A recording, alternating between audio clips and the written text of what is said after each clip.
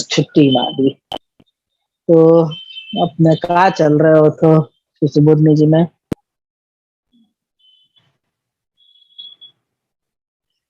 प्रभु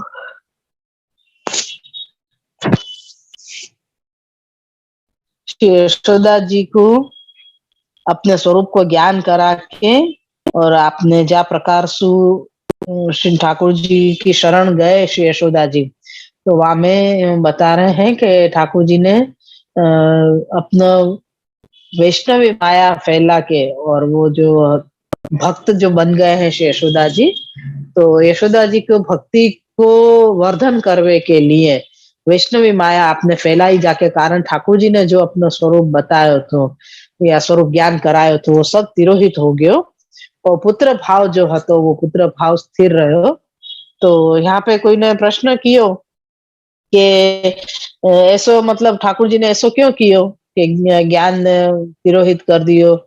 तो वाके लिए कही कि भाई ज्ञान तिरोहित याके लिए कियो कि अगर ज्ञान तिरोहित नहीं करते तो यशोदा जी को जो बाल भाव में जो निरोध हतो वो सिद्ध नहीं होतो। तो कि भाई तो पहले भी तो ज्ञान नहीं है तो उनको तो ज्ञान दियो क्यों और ज्ञान देके वो तिरोहित क्यों कियो? मतलब पहले भी निरोध सिद्ध नहीं हो तो ये कह रहे हो ज्ञान पावे के बाद में तो ज्ञान नहीं है तो जब भी निरोध सिद्ध कर लेते, ज्ञान देके फिर वाकु तिरोहित करके और फिर अब निरोध सिद्ध कर लो, ये सब क्या मतलब ये तो सब आगे पीछे सब क्यों कियो? तो वाके में श्री महाप्रभु जी के ठाकुर जी करतुम अकर्तुम अन्यथा करतुम सब कछु करवे में समर्थ है। या सो ठाकुर जी की इच्छा थी तो ज्ञान दियो, ठाकुर जी की इच्छा थी कि अब ज्ञान हटा दो तो आपने हटा दिए। या सो अब यहाँ में कुछ ज्यादा कारण ढूंढवे जावे की कोई जरूरत है नहीं, ऐसा आपने कही कि ठाकुर जी आप अपनी इच्छा से सब कछु करे हैं तो यहाँ ये क्यों कियो? या में अब अपने प्रश्न ढूंढवे जावे की या आपको कारण ढूंढवे जावे कि अपन को कोई जरूरत नहीं है, यानी सीधे सीधे बात समझ में आवे ना कि अपन को डोढ़े बनने की कोई जरूरत नहीं है कि अपन को अपनी डोढ़ास नहीं बतानी है यहाँ पे कि भाई हाँ हम डोढ़े हैं, हमको यहाँ को जवाब चाहिए ही चाहिए कि ठाकुर जी ने ऐसा कार्य क्यों कियो। तो ऐसा अपन को नहीं सोचना चाहिए क्योंकि ठाकुर जी करवे में नहीं करवे में और अन्यथा करवे में जो नहीं हो सके ऐसो भी करवे के लिए आप समर्थ हैं। यासु अपन को आपके कोई भी कार्य में जाके शंका उत्पन्न नहीं करनी चाहिए या वाको कारण ढूंढवे जावे की जरूरत नहीं होनी चाहिए। या को अपना अभी पैराग्राफ एक बाकी है तो ये अब अपन आगे ले। श्री कृष्णाय नमः, श्री गोपीजन वल्लभाय नमः, श्री वागपति चरण कमलेभ्यो नमः। श्रीमद् भागवत महापुराण श्रीमद् वल्लभाचार्य जी विरचित श्री सुबोधनी जी की टीका 10वां स्कंद पूर्वार्ध तामस प्रकरण के प्रमाण अवान्तर प्रकरण को चतुर्थ अध्याय में चल रहे हैं और 10वें स्कंद के अनुसार ये 8वां अध्याय यानी कि 8वां अध्याय चल रहे हैं। श्लोक अपनो चल रहे है 43वां और यहाँ में ईश्वरी माया है जो ठाकुर जी के स्नेह के लिए स्नेह को वर्धन करने वाली यानी कि भक्ति बढ़ावे वाली है।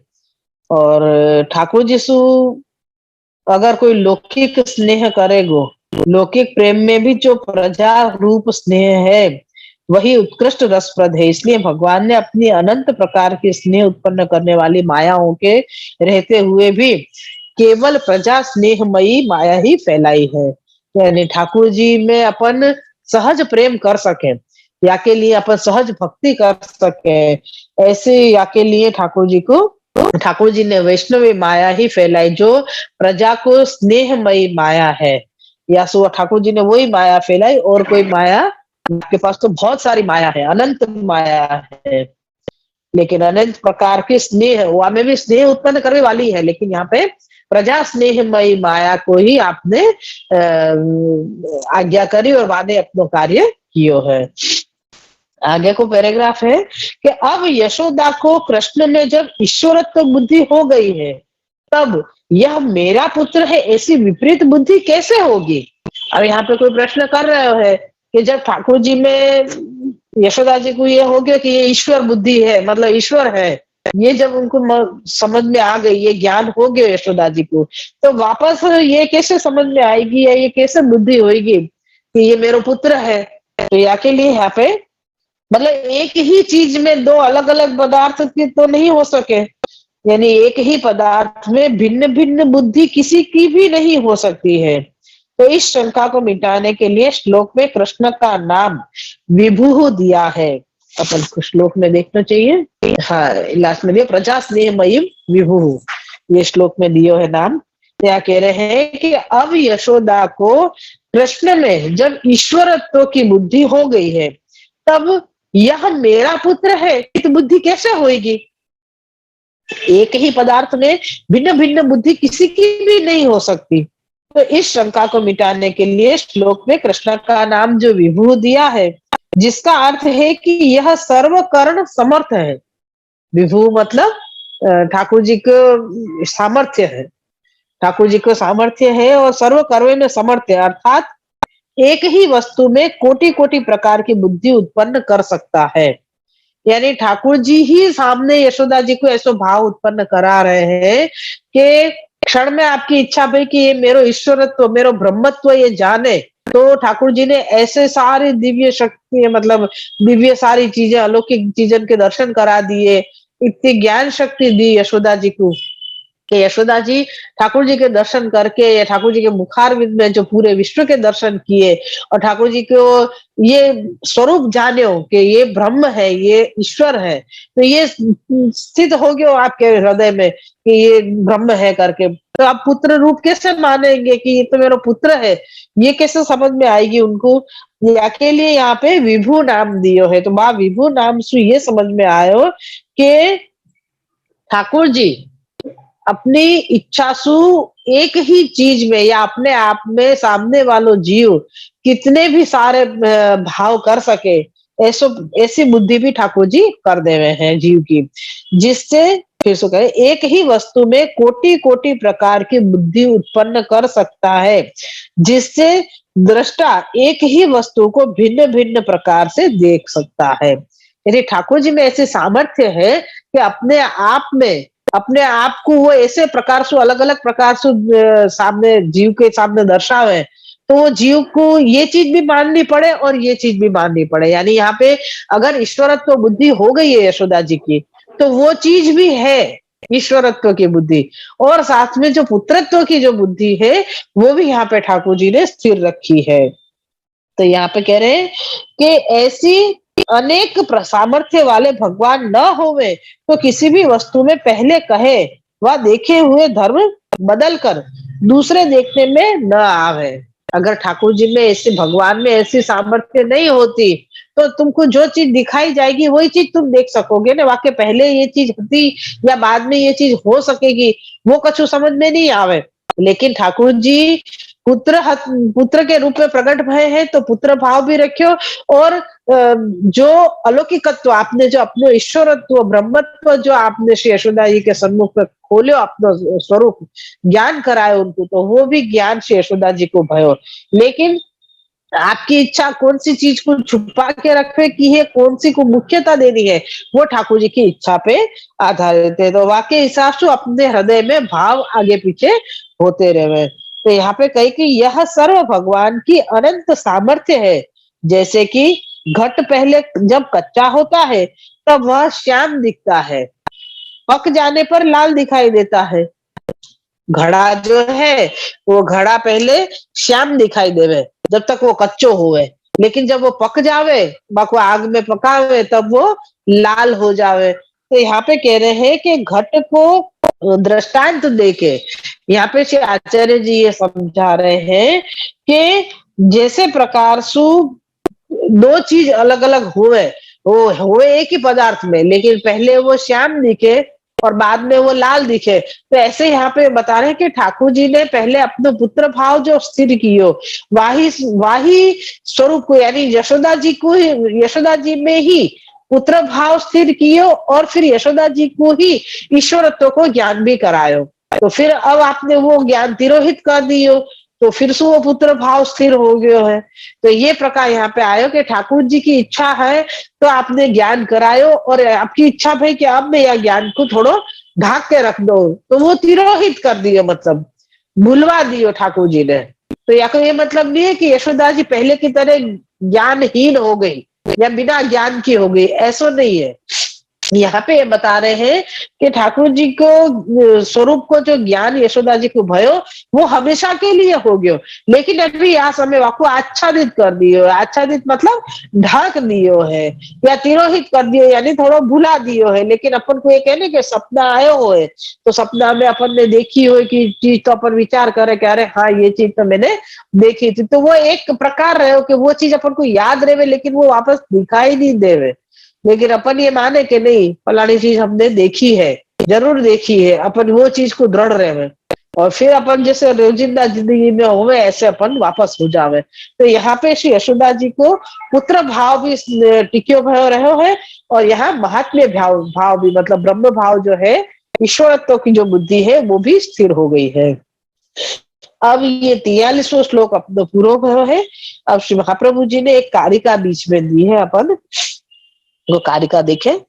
प्रक्षिप्ता जालवान जालवन माया तया ज्ञानम विनाशितम प्रमाणानाम बलम दग्ध्वा मोहयामास गोपिकाम। कारिका अर्थ है, इस कारिका में श्री आचार्य जी ने प्रथम पाद में 43वें श्लोक में कहे हुए माया फैलाने के भाव बताए हैं कि भगवान ने जाल की तरह माया फैलाई है। द्वितीय पाद में 44वें श्लोक में कहे हुए ज्ञान नाश का आशय कहा है कि भगवान की माया फैलने से यशोदा की स्मृति नष्ट हो गई। श्लोक के उत्तरार्ध में 45वें श्लोक में कहे हुए अर्थ का तात्पर्य बताया है कि जिस हरि के वेद आदि शास्त्र गुणगान करते हैं उसको यशोदा ने अपना पुत्र समझकर उसमें स्नेह कर लिया है। यानी आगे के श्लोक में क्या आयो, अब श्लोक में कहा आएगो, वाक्य आगे क्या आएगो, वो तीनों चीज बताए कि जैसे 43वें श्लोक में ठाकुर जी ने माया फैला दी सारी अपनी, और जो ईश्वरत्व को जो भाव है तो वाकु तिरोहित कर दिए, मतलब ठाकुर जी ने जो महात्म्य ज्ञान दियो वो महात्म्य ज्ञान को आपने तिरोहित कर दियो, यानी के हटा दियो वहां से। और फिर 44वें श्लोक में आएगो कि अब जो ज्ञान को नाश कियो ठाकुर जी ने, मतलब तो यहाँ पे ठाकुर जी की जो माया फैली वासु यशोदा जी की जो स्मृति हती, जो मतलब ये सब देखियो वो सब उनको याद नहीं रहे, स्मृति को नष्ट कर दी। जो माया ठाकुर जी ने फैलाई वो माया के कारण यशोदा जी को जो ईश्वरत्व को जो ज्ञान भयो तो ठाकुर जी में, वो सब वो भूल गई। देखो तो लेकिन देखो तो कि नहीं देखो तो हमें वो असमंजस में हो गई। तो ये प्रकार है कि वाकई आगे के श्लोक में ये बताएंगे कि हरि के हरि के वेद आदि शास्त्र गुणगान करते हैं, जिस हरि के, यानी जाको वेद शास्त्र सब जने गुणगान करे, ऐसे जो ठाकुर जी है उनको अपने पुत्र मान लिए हैं श्री यशोदा जी ने। आभास है कि माया मोह ज्ञानम नष्ट मिथ्याह सद्य इति। आभासार्थ है भगवान की माया से उत्पन्न मोह के कारण भगवान यशोदा का ज्ञान जाता रहा और कृष्ण में पुत्र भाव युक्त हृदयवती हो गई। यह वर्णन इस श्लोक में करते हैं। श्लोक 44वां। सद्यो नष्ट स्मृतिर गोपी सारो प्यारोह मात्मजम प्रवृद्ध स्नेह कलिल हृदयासिद यथा पूरा। श्लोकार्थ है, भगवान को देवी माया फैलते ही भगवान की देवी माया फैलते ही उसी क्षण में गोपी यानी यशोदा उत्पन्न हुए उस तत्व को भूल गई और पुत्र को गोद में पधराकर अत्यंत बढ़े हुए गहन स्नेह युक्त हृदय वाली पहले के समान पुत्र भाव वाली हुई। श्री सुबोधनी जी है यहाँ पे, तदानीमेव नष्टा स्मृतिर्यस्याः अत्र भगवन् मत मनुभव स्मरणयोर मध्ये न संस्कारोनुभव स्मृति मेव जनयति। यहाँ से लेके पूर्वावस्था परित्यागे मायया भवत्येव भक्तत्वमेव स्यान् न तो निरोध इति यथा पुरेत्युक्तम। यहाँ तक की श्री सुबोधनी जी है। व्याख्या है आपको, उसी समय में यशोदा उस ज्ञान को भूल गई। जिस समय हम पदार्थों को देखते हैं, उस समय हमारे मस्तिष्क में उनके संस्कार उत्पन्न होते हैं। यानी यहाँ पे यशोदा जी को सब कुछ जो ज्ञान भयो तो वो सब कुछ भूल गई। तो ये कह रहे हैं कि जैसे अपन अपन को कुछ चीज देखे तो वह समय अपन को वह चीज को सारो का कहवे जानकारी अपन को मिले, या अपन वह चीज को देख के कहे कि अच्छा यहाँ में ये चीज है, यहाँ में ये है, यहाँ में ये है, यानी वहाँ को ध्यान अपन को रहे। तो जब हम पदार्थों को देखना बंद करते हैं, तब वे उत्पन्न संस्कार मस्तिष्क में ही स्थिर हो जाते हैं। यानी अगर अपन वह चीज को देखना बंद भी कर दे रहे हैं, तो भी अपने मस्तिष्क में वो चीज बंधी हुई ही रहे कि अरे नहीं हमने ये चीज देखी है करके, कहीं देखी है कहीं देखी है, अपन को वो चीज याद आती रहे।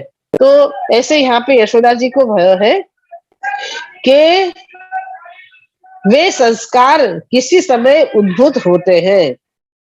यहाँ पे कह रहे कि अमुक चीज जब अपन देखे तो वो चीज अपने हृदय में, अपने मगज में, मस्तिष्क में, बुद्धि में वो चीज स्थिर हो जावे। भले वो चीज एक बार हट जाए लेकिन वो स्थिर हो जावे। समय अनुकूलता के हिसाब से या कभी कभार वह चीज को वो चीज अपने आप प्रकट भी हो जावे। अपन ने कभी बांचे हो कोई चीज या कहीं कोई चीज देखी हो तो अपने आप कभी अपन को याद आ जाए, अपन वहाँ को बात करने लग जाए, वो देख हुए कि वो अपन को अचानक कभी कोई चीज दिखने लग जाए, तो अपन ये विचार करे कह रहे हाँ ये तो मैंने पहले देखी है करके। तो ऐसा यहाँ पे यशोदा जी को वो है, कह रहे हैं कि जब हम पदार्थों को देखना बंद करते हैं, तब वे उत्पन्न संस्कार मस्तिष्क में ही स्थिर हो जाते हैं। वे संस्कार किसी समय उद्भूत होते हैं। उन उद्भूत संस्कारों को स्मृति कहते हैं। यानी ये बता रहे हैं कि ठाकुर जी ने कोई अनुभव करायो अपन को या कोई स्वरूप अपन को ज्ञान करायो, तो अपन वह चीज को मतलब ज्ञान करा के और ठाकुर जी ने फिर वो सब कुछ भुलवा दियो। सपना में तो अपन कई बार यही विचार करे कि अच्छा ठाकुर जी के दर्शन भये, लेकिन जगह कौन सी थी कहाँ थी पता नहीं है, कौन कौन साथ में तो पता नहीं, एक आध जनो कछु साथ में दिख रहा है तो ठीक है, नहीं तो अपन अकेले अकेले दौड़ रहे और कहा कैसे ठाकुर जी अपन को दर्शन दे रहे हैं। तो वो मतलब दर्शन कर रहे हैं ये हकीकत है, लेकिन कहाँ दर्शन हो रहे हैं ये अपन को अनुसंधान नहीं रहे, क्योंकि अपन को वो चीज अपन भूल गए हैं यो। तो यहाँ पे ये कह रहे हैं कि ऐसे ही प्रकार से इस प्रकार अनुभव से उत्पन्न संस्कारों द्वारा हुई स्मृति को स्मृति का थोड़े समय में नष्ट होना तो बन सकता है, किंतु पदार्थ का देखना बंद हुआ साथ में स्मृति भी नष्ट हुई, यह युक्ति युक्त नहीं है। यानी ये सोचो जैसी बात है, ये कोई अपने आप हो गई हो ऐसा नहीं है कि ठाकुर जी को जो स्वरूप है तो वो दिखना भी बंद हो गयो। वो दिखना बंद हो गयो आके साथ साथ में ये कह रहे हैं कि अब जो वो चीज देखी कि जो याद हती वाको जो स्मरण हतो वो चीज भी सब नष्ट हो गई। तो के वो कैसे हुई, तो क्या आचार्य जी इस शंका का निवारण भगवान के मतानुसार करते हैं कि अनुभव यानी पदार्थों के देखने और स्मृति देखे हुए पदार्थों के स्मरण के मध्य में किसी प्रकार के मस्तिष्क में संस्कार उत्पन्न नहीं होते हैं। यहाँ ठाकुर जी क्या प्रकार बता रहे हैं कि अपन ने जो चीज देखी वह को ज्ञान भयो और वाके बाद वो चीज को तिरोहित होगी, मतलब वो ज्ञान अपनो नष्ट हो गयो। तो या को मतलब ये नहीं है कि अपन को जो देखे हुए पदार्थ है या पदार्थों के देखने के लिए जो अपन की स्मृति यानी कि अपनी याद शक्ति जो है वो याद शक्ति सब अपनी क्षीण हो जावे। क्यों? क्योंकि पहले जो याद हतो, पहले जो स्थिरता आती कि वे ठाकुर जी मेरे पुत्र है, ये जो बालक है ये मेरा पुत्र है और उन्हीं के लिए वो सब कुछ करना है, तो वही एक चीज याद रही। बाकी सब कुछ भले ने कछु भी देखियो है वो सब कुछ अपन भूल जावे। तो ये चीज यहाँ पे बता रहे हैं कि यहाँ में अपने मस्तिष्क में संस्कार उत्पन्न नहीं होते हैं, अनुभव ही स्मृति का उत्पन्न कारण है। यानी अनुभव करना ही अपनी याददाश्त को जो कारण बतायो वो है।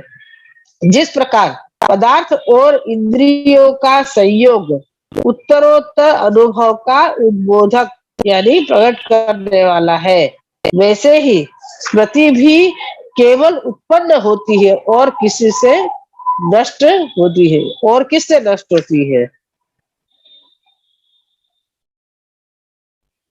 जिस प्रकार पदार्थ और इंद्रियों का संयोग उत्तरोत्तर अनुभव का उद्बोधक है।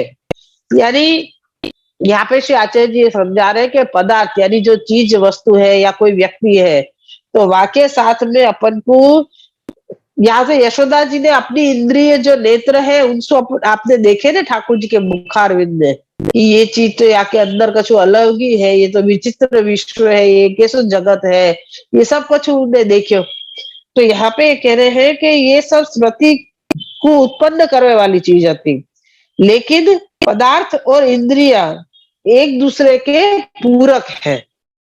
हमने वह चीज को देखो तो वो हमारे नेत्र खुले हैं या सो हमने देख लियो, तो वो चीज एक दूसरे की पूरक हो गई। कहीं कोई चीज देखने में ही नहीं आवे तो वाको एक दूसरे को पूरक नहीं कह सके। तो ऐसा सब प्रकार मतलब यहाँ पे बता रहे हैं। तो कह रहे हैं कि वैसे ही स्मृति भी किससे उत्पन्न होती है और किससे नष्ट होती है। तो वेद विरुद्ध मत वालों का यह सिद्धांत है कि पदार्थ के निरंतर नाश और उत्पत्ति होते हैं, यह प्रामाणिक नहीं है।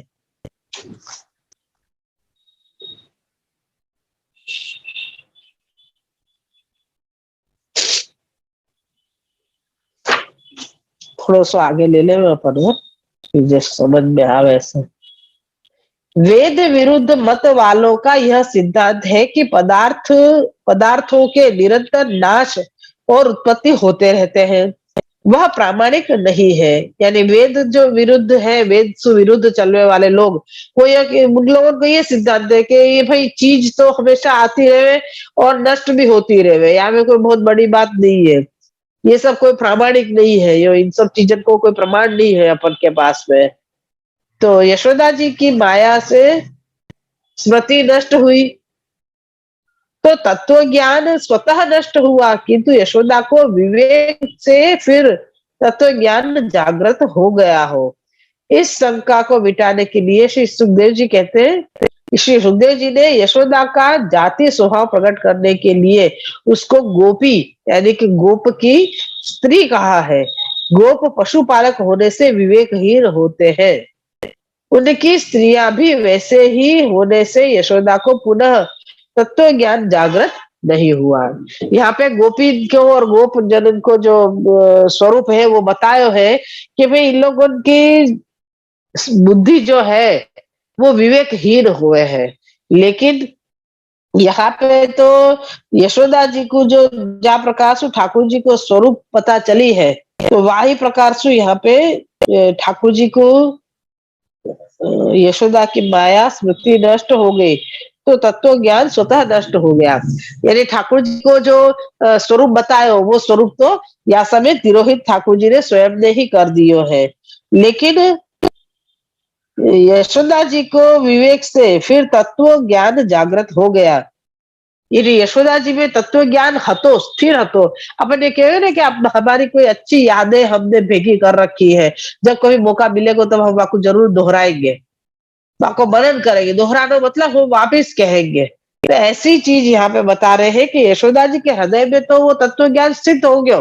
क्या तत्व ज्ञान है? तो कि ठाकुर जी जो बालक है वो पूर्ण पुरुषोत्तम है, परब्रह्म ही है। लेकिन यहाँ पे यशोदा जी को जो विवेक है वो उनने ये विवेक कियो कि सबको तत्व ज्ञान जागृत हो गयो। इस शंका को मिटाने के लिए सुखदेव जी ने यशोदा का जाति स्वभाव प्रकट करने के लिए उसको गोपी यानी कि गोप की स्त्री कहा है। गोप पशुपालक होने से विवेकहीन होते हैं, उनकी स्त्रियां भी वैसे ही होने से यशोदा को पुनः तत्व ज्ञान जागृत नहीं हुआ। यानी यहाँ पे कह रहे हैं कि यशोदा जी को वापस वो सारी बातें याद नहीं आई है। एक तो इस कारण से उसके हृदय में तत्व ज्ञान जागृत नहीं हुआ, फिर दूसरा कारण यह भी था कि यशोदा ने पुत्र भाव से कृष्ण को गोद में पधराया, यानी यहाँ पे ठाकुर जी के ऊपर पुत्र भाव, वो स्नेह भाव अभी तो बनाए ही रखनो है ठाकुर जी को। अभी आपको प्रकट नहीं करनो है ठाकुर जी को स्वरूप अपने आप को। यासु यशोदा जी को पुत्र भाव को रूप समझा के और फिर आप विरसु जो स्वरूप जो भाव पहले हतो वही भाव को आपने यहाँ पे स्थित कर दियो। यहाँ पे कह रहे हैं कि दूसरो कारण यशोदा जी ने अपने स्मरण भूल जानो वो काय के लिए हतो कि यशोदा ने पुत्र भाव से कृष्ण को गोद में पधराया है, जिससे उसका हृदय बढ़े हुए गहन स्नेह से ऐसा भर गया जो उस हृदय में विवेक आदि को आने का स्थान ही नहीं था, क्योंकि वह पहले की तरह लौकिक स्नेह से युक्त हो गई थी। यहाँ पे अलौकिक स्नेह नहीं आयो और अलौकिक विवेक आदि भी नहीं आयो। वो क्यों नहीं आयो? क्योंकि वो पहले से ही लौकिक स्नेह संयुक्त हो गई थी। यहाँ पे अभी अब तो 2 पैराग्राफ और बाकी है। आज यहाँ पे ही रखे। अब अपन को ठाकुर जी की कृपा से इतना ही समझने को है कि जो ज्ञान ठाकुर जी ने दियो, कृपा करके ब्रह्मत्व को जो ज्ञान दियो, ईश्वरत्व को जो ज्ञान दियो, वो ज्ञान ठाकुर जी ने फिर तिरोहित कर लियो। तिरोहित ऐसो भयो कि आपको जो ईश्वरत्व को जो भाव हतो वो भाव तो नष्ट हो ही गयो, लेकिन स्मृति में से भी हट गयो। वो नष्ट हो गए मतलब वो भूल गए। वो भूल गए तो कि भाई अभी तो क्या, तो आज आगे याद नहीं है, ऐसे करके मतलब वो सब कुछ भूल गए। तो ये है कि ऐसे में भी मतलब ठाकुर जी ने जो पुत्र भाव हतो यशोदा जी में, यशोदा जी को ठाकुर जी में जो पुत्र भाव हतो वाको ही आपने स्थिर रखो। आसु यहाँ पे इतो ही अपन को समझने को है कि ठाकुर जी ने कृपा करके अपनो ब्रह्मत्व जनायो और फिर आपने ही कृपा करके वह ब्रह्मत्व को सारी जो लीला हती वो सब तिरोहित कर दी और वो ठाकुर जी में पुत्र भाव सु ही वो यशोदा जी स्नेह करवे लगी। वाई प्रकार से मिले हैं। श्री वल्लभाधीश की जय।